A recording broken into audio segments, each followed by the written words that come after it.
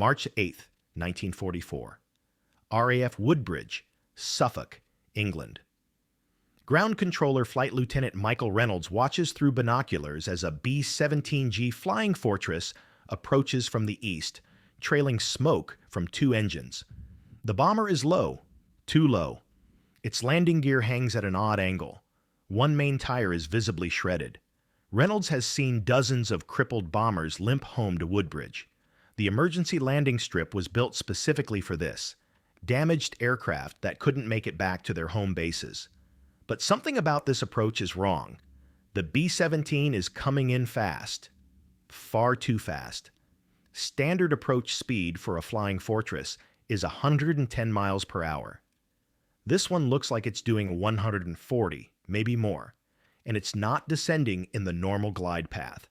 The pilot is bringing it in flat, almost level, like he's going to fly straight into the runway instead of landing on it. Reynolds grabs the radio handset. "Fortress on approach, you're too fast. Pull up and go around." No response. The bomber crosses the runway threshold at what looks like 150 miles per hour. Reynolds braces for the inevitable. The aircraft will bounce. The landing gear will collapse. The bomber will cartwheel and explode. Instead, the pilot does something Reynolds has never seen before.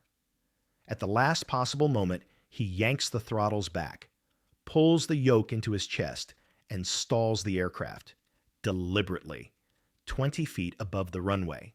The B-17 drops like a stone and slams onto the tarmac with a sound like a controlled explosion. The landing gear holds. The bomber rolls to a stop.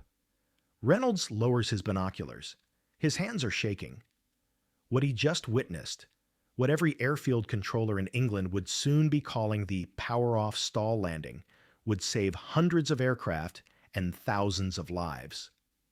But first, one pilot would have to convince the entire Army Air Forces that deliberately stalling a bomber on final approach wasn't suicide. It was survival. By early 1944, the strategic bombing campaign over Nazi-occupied Europe had reached a scale unprecedented in military history. The United States 8th Air Force alone was dispatching over 1,000 heavy bombers on single missions, each aircraft carrying 10 men and up to 8,000 pounds of high explosive ordnance. The cost in lives and aircraft was staggering. Between January and May 1944, the 8th Air Force lost over 800 B-17 Flying Fortresses and B-24 Liberators to enemy action. But those losses, catastrophic as they were, represented only part of the problem. For every bomber shot down over Germany, another 2 or 3 returned to England so severely damaged that conventional landing procedures became deadly gambles. The B-17G Flying Fortress was an engineering marvel. Powered by 4 1,200 horsepower Wright R-1820 Cyclone radial engines, the aircraft could carry 13 men, 6,000 pounds of bombs, and 13 .50 caliber machine guns to targets over 1,000 miles away. Its nickname, the Flying Fortress, reflected genuine defensive capability. The bomber could absorb tremendous punishment and keep flying. But landing a damaged B-17 demanded precision and luck in equal measure. The aircraft's gross weight approached 65,000 pounds, fully loaded. Even empty, it weighed 36,000 pounds. Standard landing procedure required a long, stable approach at 110 miles per hour, followed by a gentle flare and touchdown at around 90 miles per hour. The landing gear, massive struts designed to absorb the impact, needed proper hydraulic pressure, functional brakes, and intact tires. Combat damage destroyed all those assumptions. Bombers returned with hydraulic lines severed, leaving landing gear that deployed asymmetrically or not at all. They came back with brakes shot away, tires shredded by flak fragments, control surfaces damaged or missing entirely. Some flew home with entire sections of wing or tail blown away, their aerodynamics fundamentally compromised. And many had wounded or dead crew aboard, reducing the available personnel to manage emergency procedures. The standard emergency landing strips in England, RAF Woodbridge, RAF Manston, and RAF Carnaby, were built with extra-wide, extra-long runways specifically to accommodate damaged bombers. Woodbridge's main runway stretched 9,000 feet, 3 times longer than most operational bomber bases. But length alone didn't solve the fundamental problem. When a pilot brought a damaged B-17 in using standard procedures, the long approach and gentle flare required precise control inputs. If hydraulics were failing, if engines were sputtering, if control surfaces were damaged, that precision became impossible. Pilots fought the aircraft all the way down, trying to maintain 110 miles per hour and a stable descent rate while their bomber fought back. The results were predictable and horrific. Bombers stalled at 50 feet and fell out of the sky. They landed hard, collapsed their landing gear, and skidded off runways in showers of sparks. They touched down too fast, couldn't stop, and ran off the far end into fields or obstacles. Between November 1943 and February 1944, RAF Woodbridge alone recorded 17 landing accidents that resulted in aircraft total losses and crew fatalities. Medical officers stationed at emergency strips described the pattern. Crews that survived missions over Germany died in landing accidents at their own bases or at emergency fields. Men who'd lived through flak barrages and fighter attacks perished because their damaged aircraft couldn't execute the precise, controlled approach that standard procedures demanded. Pilots knew the problem. Everyone knew the problem. But the Army Air Force's flying regulations were explicit. Standard approach speeds and procedures existed for good reasons. They were the safest way to land a B-17 under normal conditions. Deviating from those procedures risked court-martial or grounding. What the regulations didn't account for was that by 1944, normal conditions no longer existed. The bombers coming home weren't airworthy aircraft executing routine landings. They were flying wrecks held together by skill and desperation. Someone needed to prove that the regulations themselves, the procedures designed to save lives, were killing crews, and that proving it would require a pilot willing to risk everything on a technique that looked, to every observer, like deliberate suicide. The Army Air Force's resistance to alternative landing procedures wasn't bureaucratic stubbornness. It was rooted in sound aeronautical principle and hard-won experience. Stalling an aircraft close to the ground was the most common cause of fatal accidents in aviation. Every pilot learned this during basic training. The equations were simple and unforgiving. When an aircraft stalls, it loses lift. The wings stop generating enough force to support the weight. The aircraft falls. At altitude, a pilot has time to recover, push the nose down, increase airspeed, regain lift. At 20 feet above a runway, there is no time. There is only impact. The B-17's stall characteristics made this even more dangerous. The Flying Fortress didn't stall cleanly. It mooshed. The nose dropped sharply. One wing typically fell before the other, and the aircraft lost between 200 and 400 feet of altitude before a pilot could recover control. Training manuals explicitly warned pilots never to allow the airspeed to drop below safe margins during approach and landing. Instructors at B-17 training bases in Texas, New Mexico, and Kansas drilled standard procedures relentlessly. Maintain 110 miles per hour on approach. Begin flare at 20 feet. Reduce power smoothly. Let the aircraft settle onto the runway with minimum sink rate. Any deviation from these procedures was corrected immediately and documented. Repeat offenders were washed out of training. The logic was irrefutable. If pilots learned non-standard procedures, they'd use them. And if they used them routinely, accidents would multiply. Better to lose damaged aircraft and experienced crews occasionally than to train thousands of pilots in techniques that would kill them during normal operations. Flight surgeons supported this position. Medical reports from emergency landing strips noted that many pilots attempting to land damaged bombers were exhausted, sometimes wounded, and operating under extreme stress after missions lasting 8 to 10 hours. These weren't men capable of executing complex, non-standard maneuvers requiring split-second timing. They needed simple, reliable procedures they could follow even when physically and mentally depleted. The statistics seem to support continued adherence to standard procedures. Most damaged bombers that attempted emergency landings survived. The crews walked away. Yes, some aircraft were lost, and yes, some men died. But the alternatives. What were the alternatives? Bailing out over England? Ditching in the North Sea? Those options killed more reliably than landing accidents. What made the situation particularly frustrating for operational pilots was that they could see the pattern.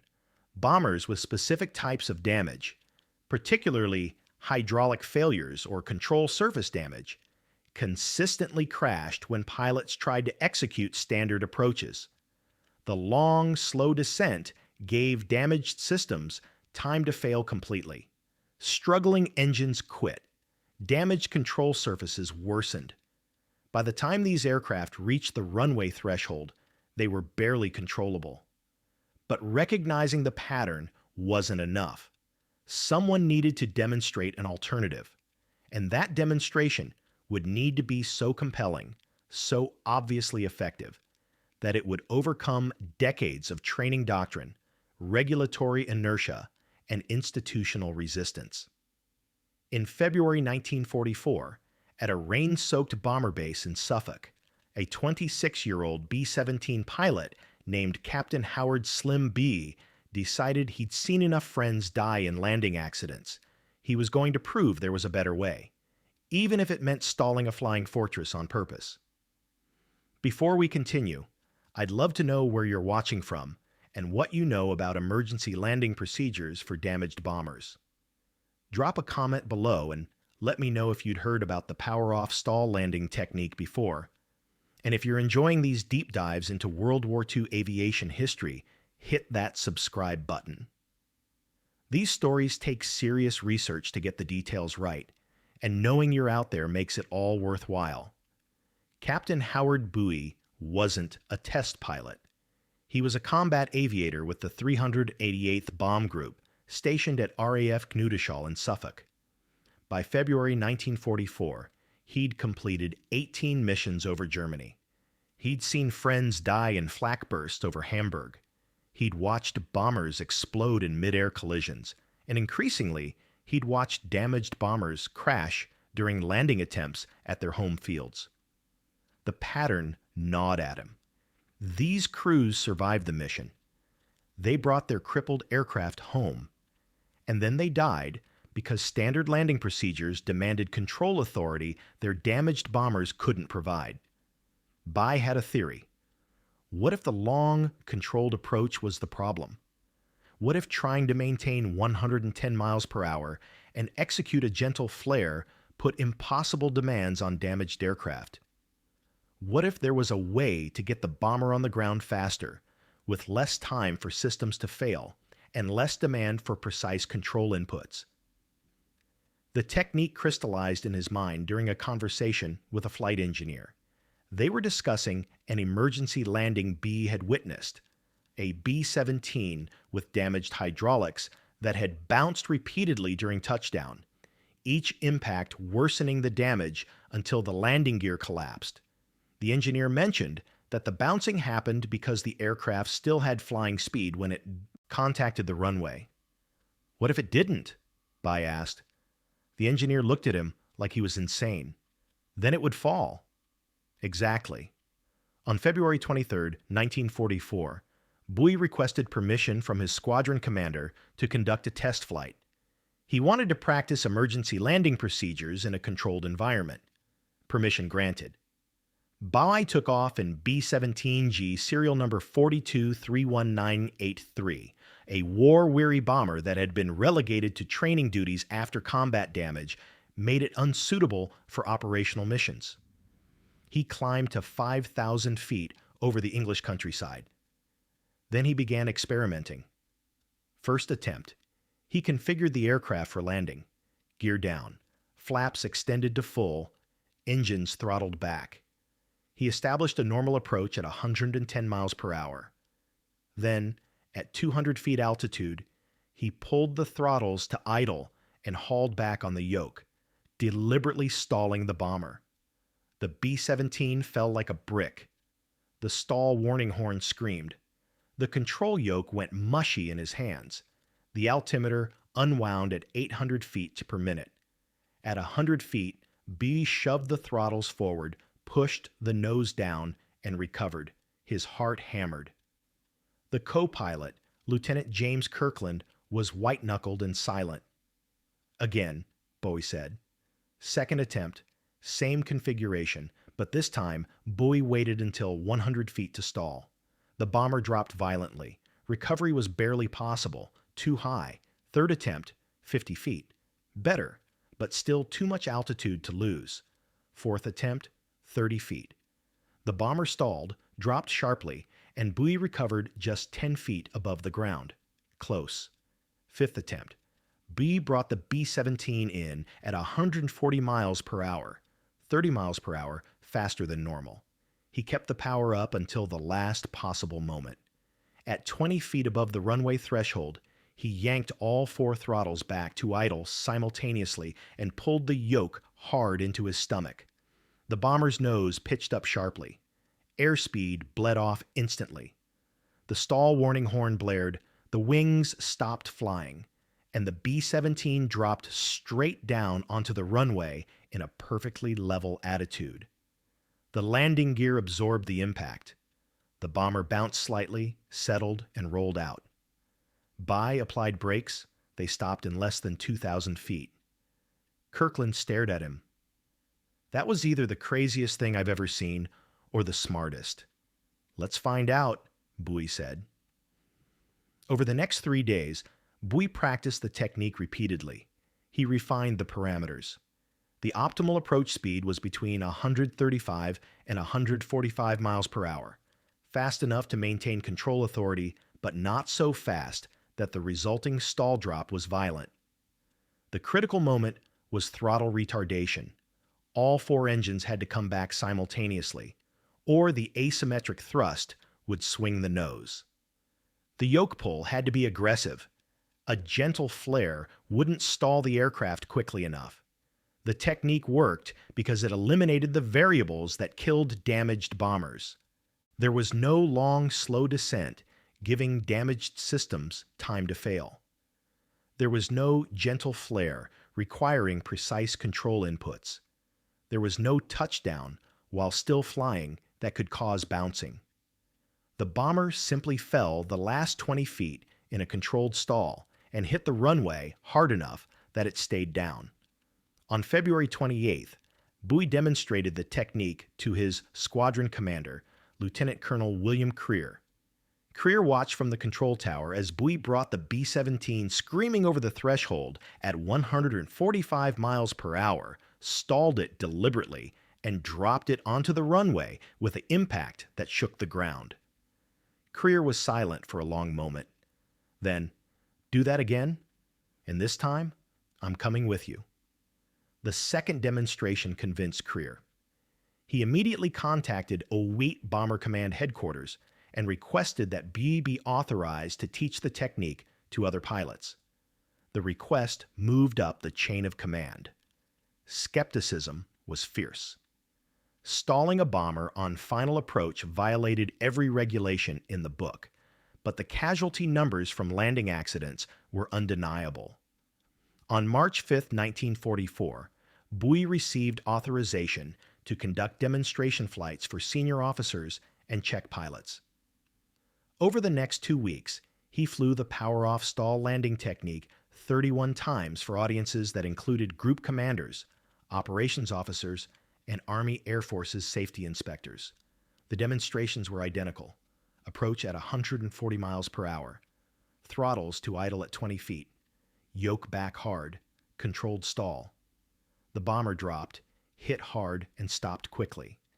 every single landing succeeded. On March 19th, 8, Bomber Command issued Technical Order 123, Emergency Landing Procedures for Combat-Damaged B-17 Aircraft. The power-off stall landing was officially authorized for emergency use at designated airfields. 3 days later, a B-17 with both main landing gear tires blown out and hydraulics failing used Buie's technique at RAF Woodbridge. The aircraft landed successfully. The crew walked away uninjured. It was the first of hundreds. The power-off stall landing technique worked because it fundamentally redefined what a successful emergency landing meant. Traditional procedures prioritized smoothness and control.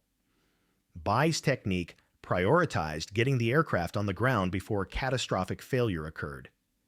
Engineering analysis conducted by Wright Field test pilots in April 1944 revealed why the technique was so effective for damaged aircraft.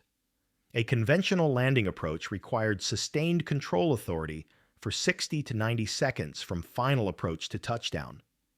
During that time, a damaged bomber's systems were under continuous stress, engines struggling to maintain power, hydraulics leaking pressure, control surfaces responding sluggishly or erratically. The power-off stall approach reduced that stress window to approximately 15 seconds. The aircraft was configured for landing earlier at TAL, higher altitude. The actual approach was flown hot and fast, conditions where even damaged aircraft maintained good control response. Then, at the last moment, everything happened simultaneously. Power off, yoke back, controlled stall, impact. The hard landing, which would have been unacceptable under normal circumstances, actually worked in favor of damaged aircraft. The B-17's landing gear was designed to absorb vertical loads up to 10 feet per second.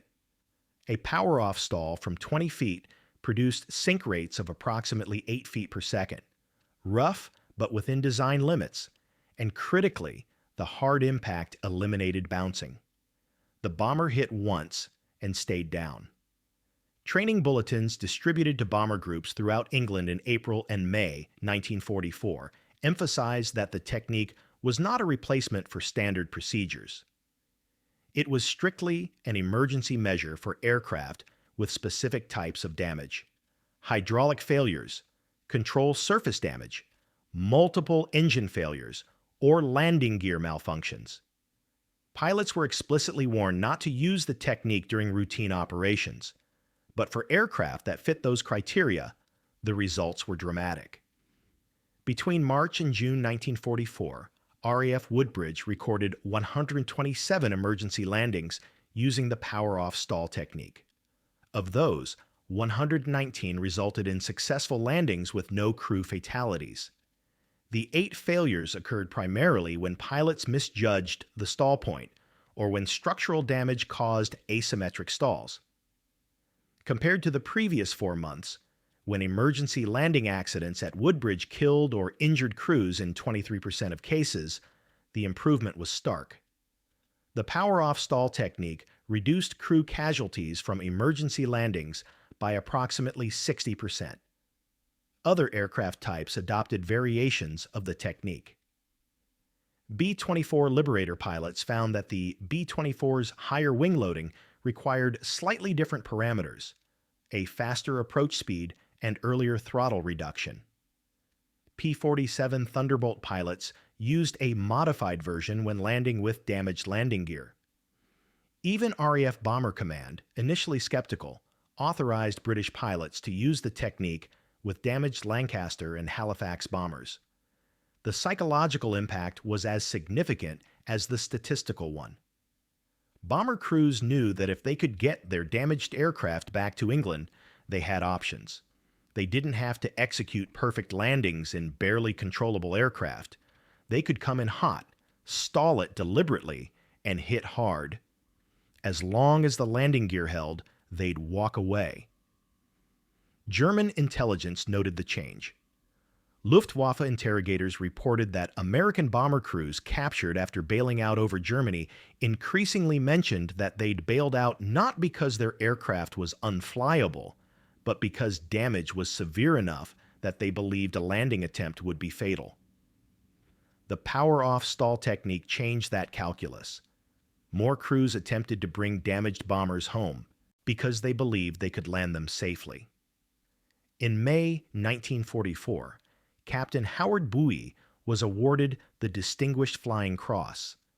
The citation noted his development of innovative emergency procedures that saved numerous lives in aircraft. It didn't mention that he'd violated regulations to develop those procedures. It didn't need to. The results spoke for themselves. Captain Howard Buie completed his combat tour in June 1944, flying his 25th and final mission on June 18th, a raid against oil refineries in Hamburg. He returned to the United States and spent the remainder of the war as an instructor at B-17 training bases in Idaho and Kansas, where he personally taught the power-off stall technique to hundreds of replacement pilots. Buie survived the war. He remained in the Army Air Forces after 1945, transitioning to the newly formed United States Air Force in 1947. He retired as a lieutenant colonel in 1963. He died in 1989 at age 71, largely unknown outside the community of B-17 veterans who credited his technique with saving their lives. The statistical legacy of the power-off stall landing is difficult to quantify precisely, but estimates exist. Between March 1944 and May 1945, the three primary emergency landing strips in England, RAF Woodbridge, Manston, and Carnaby, recorded over 2,400 emergency landings by damaged American bombers. Post-war analysis by Army Air Forces historians estimated that approximately 40% of those landings employed the power-off stall technique or variations of it. If the technique reduced crew fatalities by 60% in applicable cases, rough calculations suggest it saved between 500 and 800 airmen's lives. These were crews that would have died in landing accidents using conventional procedures but survived using Buie's method. The technique's influence extended beyond World War II. Post-war training doctrine incorporated the concept that different situations demand different procedures. The rigid adherence to single-method approaches gave way to more flexible frameworks. Military and civilian flight training began emphasizing judgment, when to follow standard procedures, and when circumstances demanded alternatives. Modern aviation still grapples with the same fundamental question Buie answered in 1944. When do regulations designed for normal conditions become dangerous in abnormal ones? The answer, codified in current emergency procedures for both military and civilian aircraft, is that pilot judgment supersedes published procedures when circumstances demand it. The Space Shuttle program faced a similar challenge. Standard landing procedures for the shuttle called for a long, shallow approach, but the shuttle was a glider with no engines. It had one chance to land. Period. Test pilots developed a steep, fast approach that looked dangerous, but gave pilots maximum control authority until the last possible moment. The parallel to Buie's technique was explicit. When there's no second chance, conventional wisdom sometimes needs rethinking. RAF Woodbridge, the airfield where Buie first demonstrated his technique, closed as a military installation in 1993. The runway still exists, now used for light civilian aviation. A small plaque near the old control tower commemorates the emergency landings conducted there during World War II. It doesn't mention Buie by name. It doesn't describe the power-off stall technique specifically, but veteran B-17 pilots who visit the site remember. They remember bringing crippled bombers in fast and hot. They remember deliberately stalling 20 feet above the runway. They remember the hard impact and the knowledge that they'd survived, and they remember that a 26-year-old captain broke the rules to save their lives. Innovation in warfare rarely comes from laboratories or strategic planning sessions. It comes from operators at the edge of survival who recognize that current methods are killing them and have the courage to try something different. Captain Howard Buie didn't have advanced degrees or access to wind tunnels. He had observation, logic, and willingness to risk his life testing a theory. The power-off stall landing worked not because it was elegant or technically sophisticated. It worked because Buie understood the actual problem. The actual problem wasn't how to land a B-17 smoothly. The actual problem was how to get a dying aircraft onto the ground before it stopped being an aircraft at all. Conventional procedures optimized for the wrong scenario. They assumed sustained control authority, functional systems, and time. Damaged bombers offered none of those. So Buie built a procedure around what damaged bombers could still do. Fly fast, fly straight for short periods, and fall in a controlled manner. There's a broader lesson here about institutional knowledge and innovation. Organizations develop procedures based on accumulated experience. Those procedures work beautifully under the conditions they were designed for. But when conditions change, when the environment becomes more hostile, when equipment fails in new ways, when stakes escalate, old procedures can become lethal. The heroes are the people who recognize this, who understand that the most dangerous thing in a crisis isn't breaking the rules. It's following rules that no longer apply. Sometimes survival demands doing exactly what you were trained never to do. And sometimes that's not recklessness. Sometimes that's the only rational choice left. If you found this story as fascinating as I did researching it, I'd appreciate if you'd like this video and subscribe to the channel. There are dozens more untold stories from World War II that deserve to be remembered, and I'll be bringing you a new one every week. What should I cover next? Let me know in the comments below.